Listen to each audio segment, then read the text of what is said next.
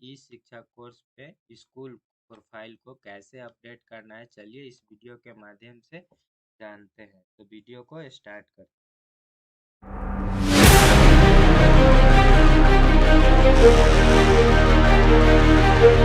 सबसे पहले ई शिक्षा कोर्स के इस वेबसाइट पे आ जाएंगे, जिसका लिंक डिस्क्रिप्शन में दे दिया जाएगा। यहाँ पे आने के बाद स्कूल को सिलेक्ट करेंगे, स्कूल का यूडीएस कोड डालेंगे, पासवर्ड डालेंगे, फिर कैप्चा कोड डाल के साइन इन करेंगे। साइन इन करने के बाद आपको स्कूल वाले ऑप्शन में जाना है।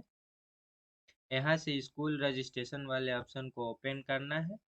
यहाँ से आप नीचे स्क्रॉल डाउन कीजिएगा, फिर यहाँ पे देखिएगा गतिविधि में लास्ट में एडिट का एक ऑप्शन आ रहा है, इसी वाले पे क्लिक करना है। एक एडिट पे क्लिक करने के बाद एक फॉर्म खुल के आएगा। इस फॉर्म में कुछ डिटेल्स पहले से फिलअप होगा, कुछ डिटेल्स को आपको फिलअप करना होगा। जैसे कि यहाँ पे देख सकते हैं कुछ डिटेल्स पहले से फिलअप है।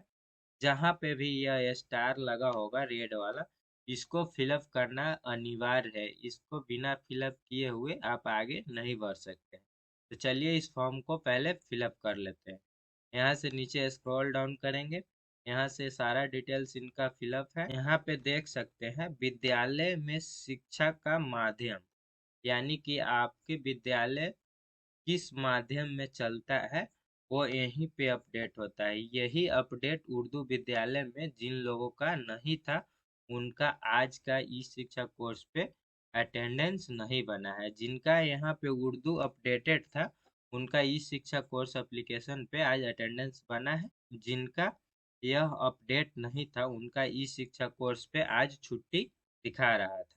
विद्यालय में शिक्षा का माध्यम में आपका विद्यालय किस प्रकार का है, हिंदी है, उर्दू है, संस्कृत है, इंग्लिश है, फ्रेंच है, जिस टाइप का भी आपका विद्यालय है वह यहाँ पे सिलेक्ट करेंगे। अगर उर्दू है तो उर्दू को सिलेक्ट करेंगे, अगर संस्कृत विद्यालय है तो यहाँ पे संस्कृत को सिलेक्ट करेंगे, अगर आपका हिंदी विद्यालय है तो यहाँ पे हिंदी को सिलेक्ट करेंगे। यहाँ पे आपको 3 सब्जेक्ट का नाम देना होगा जो भाषा के रूप में पढ़ाया जाता है, वो सब्जेक्ट का नाम यहाँ पे देना होगा। फिर आगे आइएगा तो यहाँ पे रिस्पॉन्डेंट टाइप को सिलेक्ट करना होगा। यहाँ पे head of the school incharge select कर सकते हैं, जो अभी एचएम है उनका। यहाँ पे उनका नाम लिखेंगे, फिर यहाँ पे उनका ईमेल आईडी लिखेंगे, मोबाइल नंबर को डालेंगे, फिर विद्यालय का ईमेल आईडी है तो यहाँ पे डालेंगे, नहीं है तो पर्सनल ईमेल आईडी भी आप डाल सकते हैं। फिर नीचे स्क्रॉल डाउन कीजिएगा तो यहाँ पे HOS और दिया हुआ है इंचार्ज टाइप। इसका जो प्रधानाध्यापक है वो क्या है, तो यहाँ पे एक्चुअल टीचर है तो एक्चुअल टीचर डाल देंगे। अगर हेड मास्टर प्रिंसिपल है तो हेड मास्टर प्रिंसिपल यहाँ पे डाल देंगे। इनका एक्चुअल टीचर है तो एक्चुअल टीचर डाल देते हैं। फिर यहाँ पे उनका नाम लिखेंगे, मोबाइल नंबर डालेंगे, ईमेल आईडी डाल के अपडेट वाले ऑप्शन पे क्लिक करेंगे। अपडेट पे क्लिक करने के बाद स्कूल इंफॉर्मेशन अपडेट सक्सेसफुली हो गया है। यहाँ से फिर ओके कर देंगे। इतना ही करके आपका काम कंप्लीट नहीं होता है, इनके बाद भी 4 स्टेप में इसका फॉर्म है उसको फिलअप करना होता है, तब जाके आपका स्कूल आईडी अपडेट हो जाएगा।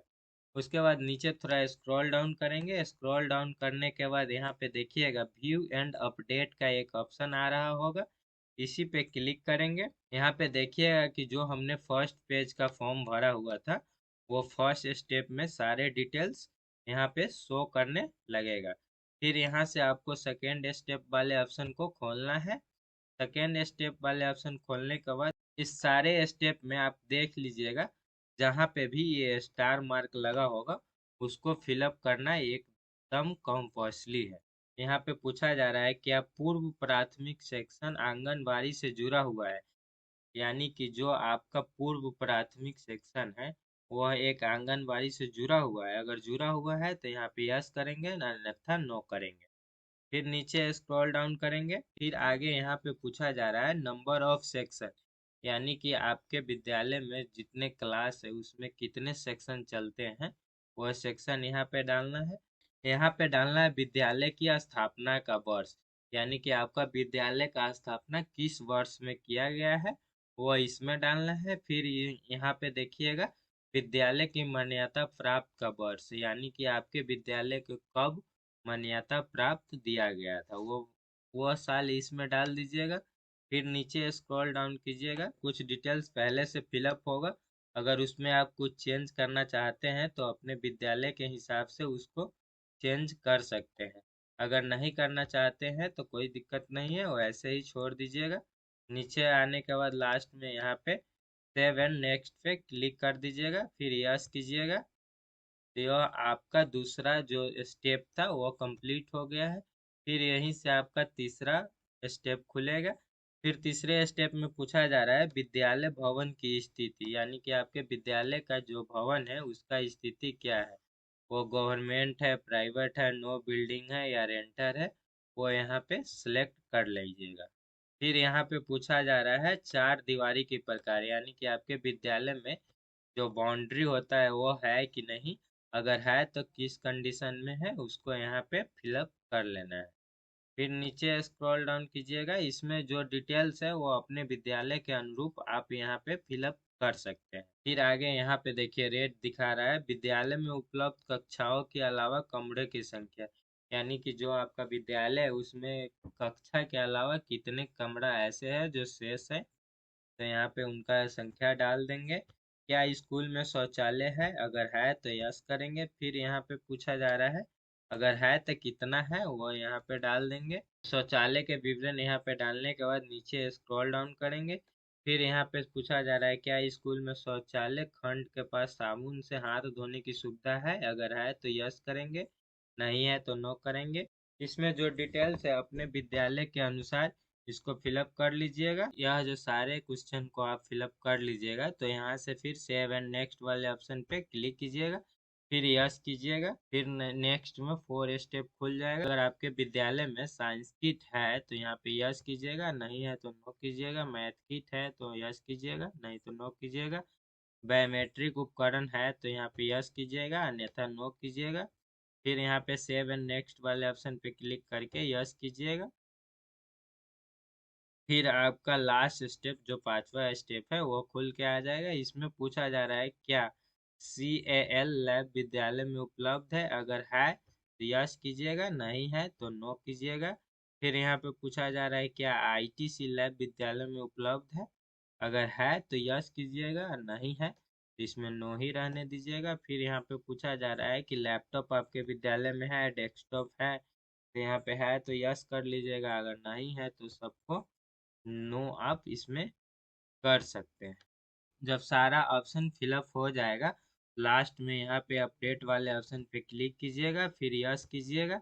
यस करने के बाद यह आपका स्कूल प्रोफाइल अपडेट हो चुका है। अपडेट होने के बाद लास्ट में आप नीचे स्क्रॉल डाउन कीजिएगा, यहाँ से देखिएगा तो एक रिक्वेस्ट टू वेरीफाई आ रहा है। यह रिक्वेस्ट टू वेरीफाई आपको करना होगा। जब यहाँ पे आप रिक्वेस्ट टू वेरीफाई वाले ऑप्शन पे क्लिक कीजिएगा, यहाँ से पूछा जा रहा है I will show request to verification, तो आप यहाँ पे यस कीजिएगा। यस करने के बाद इसका जो रिक्वेस्ट आपने भेजा है वो BO लॉगिन पे चला गया है। जो डाटा आपने BO लॉगिन पर भेजा है वो डाटा को वहाँ पे रीड किया जाएगा। अगर सारे डिटेल्स सही होगा तो वो वेरीफाई कर देगा। वेरीफाई होने के बाद ही आपका ई शिक्षा कोर्स पे स्कूल का प्रोफाइल कंप्लीट हो जाएगा।